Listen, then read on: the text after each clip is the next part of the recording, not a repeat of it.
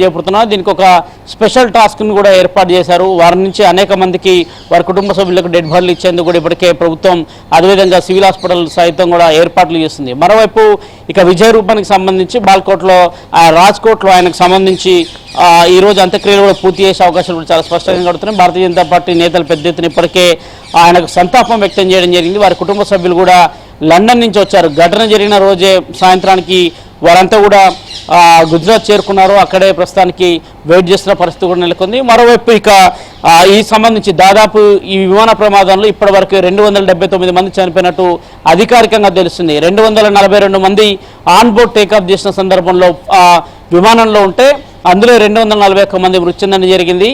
ఒకరు రమేష్ శ్రీవాస్తవ్ పూర్తిగా కూడా ఆయన మృత్యుంజయుడిగా బయటపడిన సందర్భాలు కూడా చూసాం. మరోవైపు జేజే మెడికల్ కాలేజ్కి సంబంధించి బీజే మెడికల్ కాలేజ్ సంబంధించి ప్రధానంగా మెడికల్ కాలేజ్ని బలంగా విమానం ఢీకొట్టిన సందర్భంలో మెడికల్ కాలేజీలో ఉంటున్న మెడికల్స్ కూడా పెద్ద ఎత్తున కూడా వారి ప్రాణాలను కోల్పోయినట్టు కూడా చాలా స్పష్టంగా తెలుస్తుంది. ఇప్పటి వరకు ఆ ఘటనలో 33 మందికి పైగా కూడా మెడికల్స్ అదేవిధంగా అక్కడ పనిచేస్తున్న వారు కావచ్చు వారు కూడా అందులో చనిపోయినట్టు తెలుస్తుంది. మరికొంతమంది ఆచూకీ కోసం వారంతా కూడా డెడ్ బాడీలకు సంబంధించి వారు దాదాపు ఘటన జరిగిన నాటి నుంచి కూడా ఇప్పటివరకు కనిపించడం లేదు. వారు ఆచూకీ తెలియడం లేదంటూ కూడా వాళ్ళంతా కూడా సివిల్ హాస్పిటల్ బయట ఆవేదన వ్యక్తం చేస్తున్నారు. ఇప్పటికే వారి నుంచి కూడా కొన్ని DNA శాంపిల్ తీసుకోవడం జరిగింది. దాదాపు 120 లీటర్ల యొక్క ఇంధనాన్ని ఫ్యూయల్ని నేరుగా ఫ్లైట్ క్యారీ చేసిన సందర్భంలో భారీగా కుప్పగూలి పేలిపోవడానికి అదొక కారణం అని చెప్పాల్సి ఉంటుంది. దాని దాటికి పూర్తిగా కూడా డెడ్ బాడీలంతా కూడా చెల్లాచెదురుగా పడిపోయిన పరిస్థితులు కూడా మనం అక్కడ చూసాము. అయితే ముఖ్యంగా డెడ్ బాడీలకు సంబంధించిన విషయంలో పూర్తిగా కూడా మాంసపు ముద్దలుగా రక్తపు ముద్దలుగా ఎక్కడికక్కడ కూడా మాడిపోయిన పరిస్థితిని ప్రస్తుతం మనం చూసాం.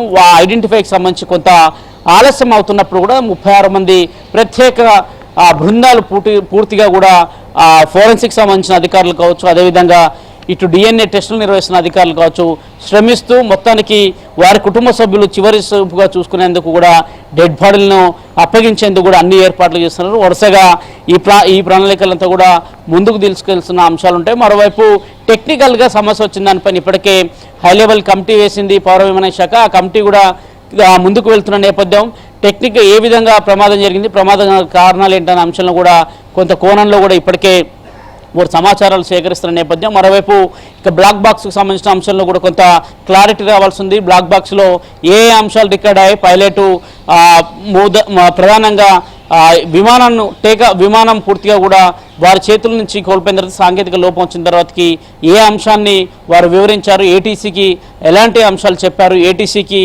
మేడే కాల్ అనే అంశాన్ని దాదాపు 5 సెకండ్లకు సంబంధించిన పైలట్ పూర్తిగా కూడా తన వాయిస్ రికార్డ్ అయినట్టు కూడా చెప్తున్నారు.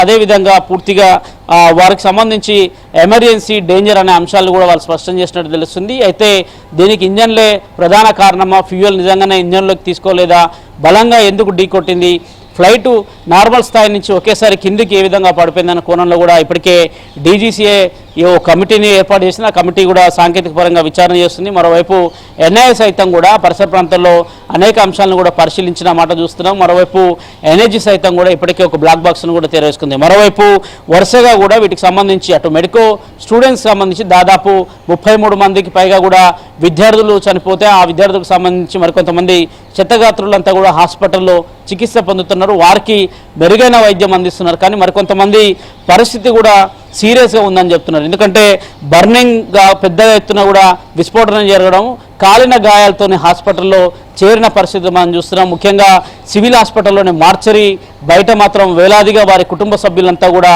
రోధిస్తున్న తీరు చూస్తే ఖచ్చితంగా అందరినీ కూడా కదిలించి వేస్తుందని చెప్పాల్సి ఉంటుంది. పూర్తిగా కూడా బంధువులంతా కూడా అనేక మంది వెయిట్ చేస్తున్నారు. ఇప్పటికైనా చివరి చూపుకు సంబంధించి వారి యొక్క కుటుంబ సభ్యులకు సంబంధించిన ఐడెంటిఫై చేసేందుకు ఇప్పటికే వేలాదిగా DNA శాంపిల్స్ తీసుకున్న దాదాపు 1000 DNA శాంపిల్స్ను కూడా సేకరించాలనేది కూడా మొదటి నుంచి కూడా వైద్యులు చెప్తున్న నేపథ్యం దాదాపు ఆ ప్రక్రియను కూడా వేగవంతం చేస్తున్నారు. అందులో భాగంగానే ఈరోజు 32కు పైగా కూడా DNA టెస్టులను కన్ఫర్మ్ చేసినట్టు తెలిసింది. వారి కుటుంబ సభ్యులకు నేరుగా డెడ్ బాడీలను కూడా అప్పచెప్తున్నారు. Srinivas. Right Satish, thank you.